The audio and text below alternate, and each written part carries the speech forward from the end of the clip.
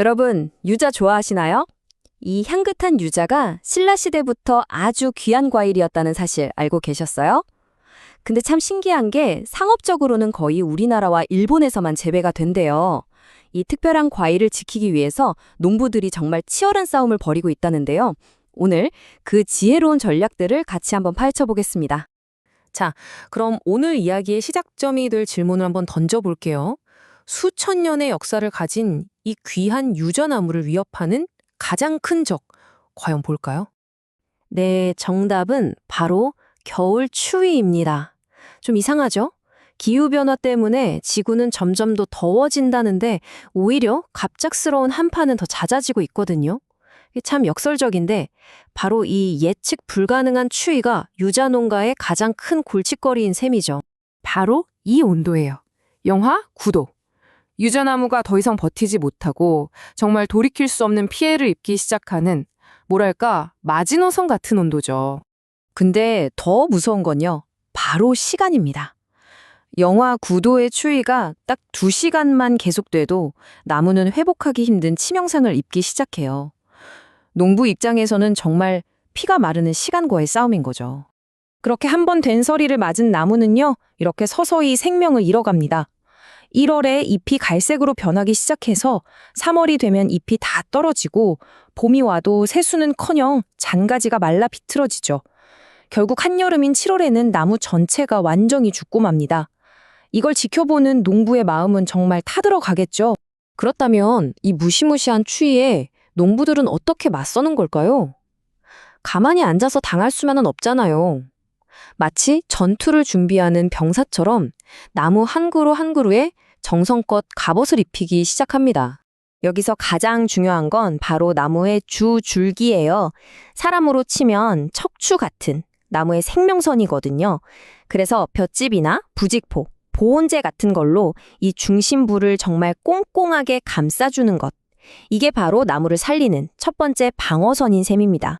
하지만 이런 노력에도 불구하고 그 방어선이 뚫리는 경우가 생기겠죠?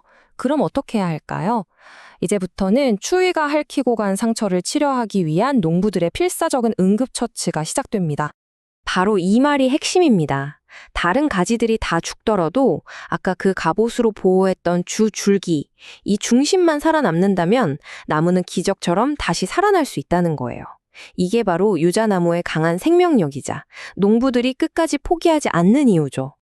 자, 이게 바로 냉해를 입은 나무를 위한 응급처치 목록인데요. 죽은 가지는 바로 잘라내서 병이 퍼지는 걸 막고 자른 부위에는 약을 발라서 수분이 날아가지 않게 합니다. 껍질이 갈라졌으면 묶어주고요. 정말이지 수술을 집도하는 의사처럼 아주 섬세한 작업이 필요하죠. 그런데 사실 이 추위와의 싸움은요, 겨울 한철에만 하는 게 아니에요. 진짜 승부는 1년 내내 이어지는 거죠. 왜냐하면 평소에 나무를 얼마나 튼튼하게, 그러니까 기초 체력을 얼마나 잘 키워놨는지가 혹독한 겨울을 버텨낼 힘을 결정하거든요. 여기서 정말 흥미로운 지점이 나옵니다. 바로 가지치기의 역설인데요. 보세요.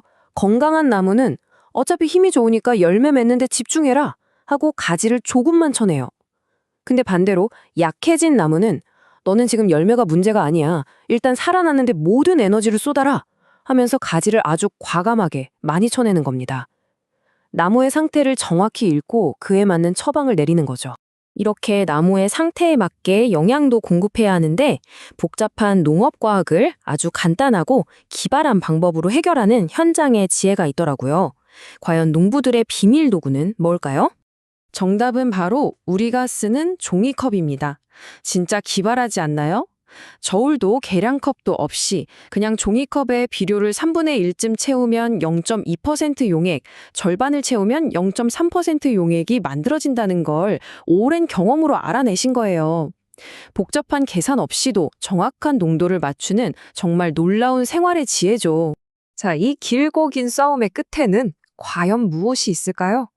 네, 바로 황금빛으로 탐스럽게 익은 고품질 유자, 그 달콤한 보상이 기다리고 있습니다.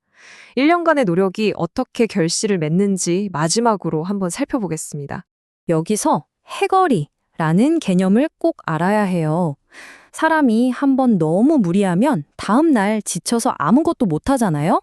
나무도 똑같아요. 한 해에 열매를 너무 많이 맺으면 다음 해에는 기운이 쏙 빠져서 거의 열매를 맺지 못합니다. 농부들의 꾸준한 관리는 바로 이 해거리를 막고 나무가 매년 꾸준한 힘을 낼 수 있도록 돕는 거예요. 그래서 이 수확 후 관리가 정말 핵심입니다. 11월 말까지 수확을 딱 마치고 곧바로 영양제를 뿌려줘요. 마치 아기 낳고 산후조리 하듯이 나무의 기력을 회복시켜주는 거죠. 추운 겨울에도 맑은 날 오전에 물을 줘서 탈수를 막는 등 어떻게 보면 수확이 끝남과 동시에 이미 다음의 농사를 시작하는 셈입니다. 달고 유자 농부들의 이야기는 단순히 과일 하나를 키우는 걸 넘어서 예측 불가능한 자연에 맞서는 인간의 지혜와 끈기를 보여주는 것 같아요. 기후변화의 시대에 과연 이 오랜 지혜는 우리의 소중한 유자를 계속 지켜낼 수 있을까요? 우리 모두가 함께 고민해봐야 할 질문이 아닐까 싶습니다.